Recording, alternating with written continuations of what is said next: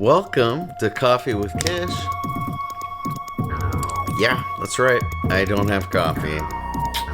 Big letdown. Well, today, geeking out about Mormonism. But before we geek out, please like and subscribe. I'd like to increase my subscriber base and get some more views here. I've got some good feedback. Some people are saying, hey, I like your stuff. So maybe I'm not doing such a bad job. I'd like to see more people tuning into my videos and enjoying them. So please like and please subscribe. I really appreciate you watching. Thus far, it's been a huge thrill for me to make these videos. Just the experience of making videos has been a lot more fun than I originally imagined it would be. Yeah. So, what am I going to talk about today? How are we going to geek out about Mormonism today? Well, today we're going to talk about scholarship and Mormon studies. So, one of the really neat developments of the past decade is the flowering of Mormon studies, and the flowering of Mormon studies taking place on BYU campus. Now, the story of how this happened does have its, negative points or sad points, maybe poignant points, depending on who you are. A lot of the story has to do with the Neil A. Maxwell Institute on BYU campus, which originated in the Foundation for Ancient Research and Mormon Studies, the outfit that published Nibley, the outlet that has, really spearheaded a lot of Mormon apologetics in the past, and which is now essentially defunct. That's kind of a negative story, particularly if you were a fan of farms. When I saw it, I was a big critic of the book reviews over there at Farms, and I was kind of unhappy about the way that people were being raked over the coals in the book reviews. I've talked about this in the past. So I wasn't necessarily unhappy to see that we weren't going to see really rough and unfair book reviews, in my opinion. I know that other people view it differently, but I didn't like the reviews coming out of the Farms review of books, which turned into a Neil A. Maxwell Institute publication. So when the Farms people got pushed out, I understood why they were upset, but I was just kind of relieved myself that BYU wouldn't be publishing things attacking like liberal Latter-day Saints under a BYU published journal. I just thought that was kind of uncool personally. But, that's my opinion. Other people feel differently, and that's fine with me. Well, but I think this gets to the main point, all right? So, obviously, a lot of people who study Mormonism, either as academics or apologists or regular members of the church, of the LDS Church, other branches of the Restoration, their folk. Everybody has a different point of view. And I think that's great. I take as my model for this Richard Bushman, who, when the Book of Mormon Roundtable was struggling at BYU and some people were complaining that non-believing voices, that scholars without testimonies of the LDS Church were participating in the Book of Mormon Roundtable on BYU campus, that this shouldn't happen. And I think one of the people who had this opinion was one of my favorite Book of Mormon scholars, Grant Hardy, but oh well, c'est la vie, water under the bridge. But Richard Bushman, during that controversy, said, I think it's great that people from all different perspectives are coming and talking about Book of Mormon scholarship together. What a marvelous thing. I agree with Professor Bushman. That's my viewpoint. Do I always agree with and like everything that is published in this vein? Well, in any vein? No. Sometimes I really disagree with and don't care for what's written by certain folk. I don't really put a lot of stock in the ancient Mesoamerican geography stuff. I mean, after all, I think the Book of Mormon is 19th century scripture. I don't think there's anything wrong with it being 19th century scripture. I don't think that should send anyone running for the exit door of the chapel saying, I don't believe in this anymore. I mean, I understand why it happens, don't get me wrong. I just don't think that's a necessary next step if you don't think the Book of Mormon was written somewhere like ancient Mesoamerica. But what really bugs the crap out of me is the idea that anybody should be discouraged from doing the work that they do. But there is a lot of snobbery and exclusion in the world of scholarship. Go figure, right? The ivory tower of academia, the world of scholarship, but also the exclusive world of, orthodox belief. Voices in any of these different camps will argue that, other voices shouldn't be welcome, or they don't have anything important to say, or, I've heard one person claim that an acquaintance of theirs said, "Well, in the academy, that's not what we do." Well, okay, well, who gives a crap? All right, because the academy is always changing.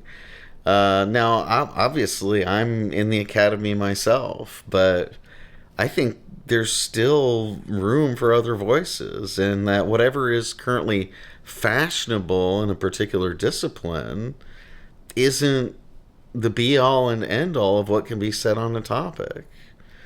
I had another friend who really inspired me by saying, he's a scholar of Mormon history and the Book of Mormon, and when he didn't necessarily believe in other people's viewpoints, thought they were fanciful or too apologetic or something. Nevertheless, he read their work because he says, it doesn't matter what they're doing if they're carefully analyzing the text. And here the subject was the Book of Mormon, then I can learn something from them. And it would be a mistake for me not to read their work. So I don't really think highly of this snobbishness and exclusiveness, or this habit of excluding others because they do something different, or they're not doing the cool trendy theory and that kind of stuff. I'm not into people who privilege theory so much that they neglect that theories need data to confirm their models. Because they do. So your theory can't, just live to talk to itself. It needs the data. It needs the people who can find the data, collect the data. Look, Dan Vogel made this wonderful collection of early Mormon documents. Fantastic work. If you don't have it and you're doing work on early Mormon history, you need to get it. You need to consult it. You can't just say, well, I'm doing this theory on anti-colonialism or gender studies or memory studies or whatever, so I don't really need to worry about that stuff. And that's crap, all right? And, there isn't some kind of legitimate hierarchy in my view either. I don't think the people who collect the data and analyze the events of history to try to figure out what happened are on a lower tier of scholarship than the people working in theory. Oh, theory. I mean, come on, get over yourself. Get over yourself. All of you, get over yourselves. Come on, we're all geeking out here. We're all investigating. We all find out interesting stuff and we want to share that stuff. So yeah, go be a snob and hang out in your little corner and talk to your friends and have your little inner conversation where you stroke each other and say how cool you are because you're this particular type of scholar working in this particular fashionable theory, and nobody else is as cool as you. I'm not impressed. And I don't care if it makes you the head of your department or the president of your professional association. You know what really counts in my book? In the long term, who's reading your scholarship? Who cares about the work you do? And what use is it to the conversation years down the road? Now, I'm not high on myself and my own work in my own field. I don't do Mormon studies. But I don't anticipate that 50 years down the road, people are going to be citing my work as super important or anything. I have no idea. I don't think it's likely. Does that make me a little bit bummed? Sure. But, let's be reasonable. How can I predict where scholarship is going to go 50 years from now? I think anybody would be fortunate to have their scholarship matter 50 years down the road. But let's not be unpleasant in the present here. And let's not make fun of people because they work in another area or think of them as, uncool or irrelevant because they do a different kind of work from the work that you're doing. And by all means, if you're in the academy, don't lord it over people who aren't in the academy. You're not all that. You're not the big cheese just because you happen to be a professor and somebody else isn't. I learn a heck of a lot from people who aren't professors, who do great research on interesting topics. I like to recall that the man who invented late antiquity, the whole topic of late antiquity, which has changed the face of ancient studies and medieval studies, never completed his PhD. So get off your high horse, all right? If Peter Brown didn't even finish his PhD and he changed ancient studies and medieval studies forever, then who are you to say, well, I work at such and such podunk university and you don't work at a university, so I'm really important, and you're not? Who cares? What I want to see how you're changing disciplines. If you want to say you're all that, then do some real groundbreaking, game-changing, discipline-changing work, and then I'll be impressed with you.